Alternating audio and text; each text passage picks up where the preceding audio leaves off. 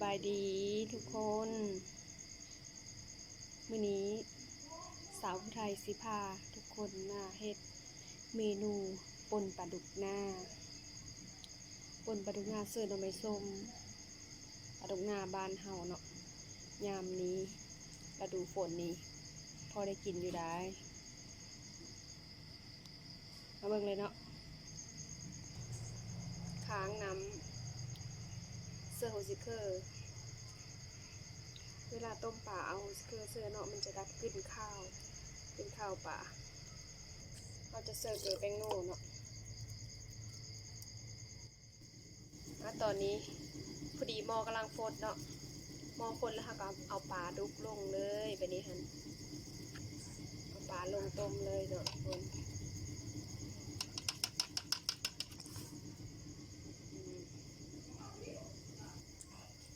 วันนี้เราก็เอาหน่อไม้ส้ม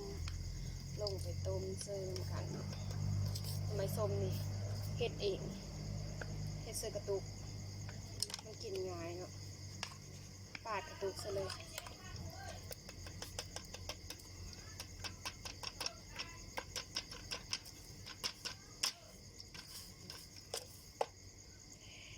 เสิร์ฟค่อนข้างหลายเลยหนึ่ง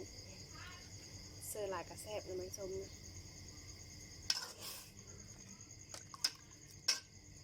ต้มประมาณ20 นาทีเนาะปลาเปื่อยจะไม่ทำมาเบิ่งต้มปลาไว้ก่อนเสิร์ฟปลาแดดเนาะ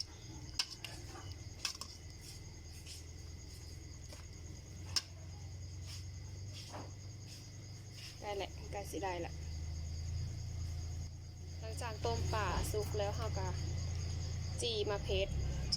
กับจีโหผักเป็นตำแจ่วเป็นแจ่วปลาเนาะ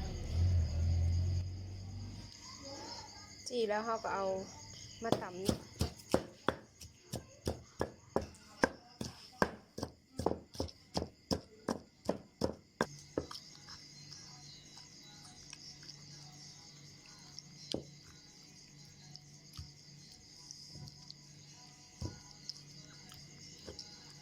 ค่อยๆตำกันไปเนาะพอปลามัน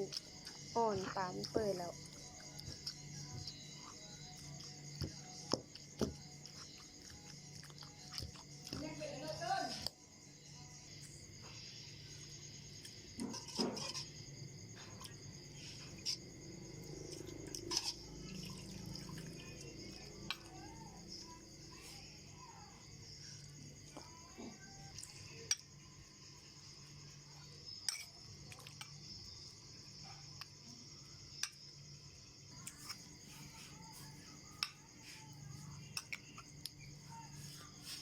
ชิมมันก่อน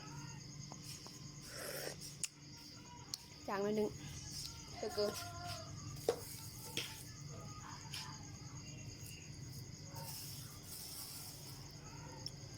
แสบเลยปะนี่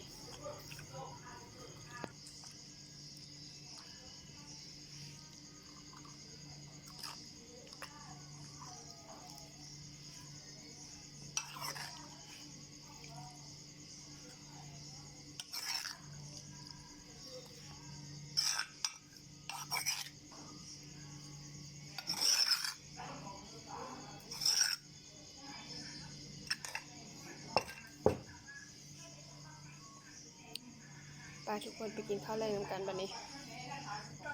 มาเด้อกินข้าวแรงกันเด้อ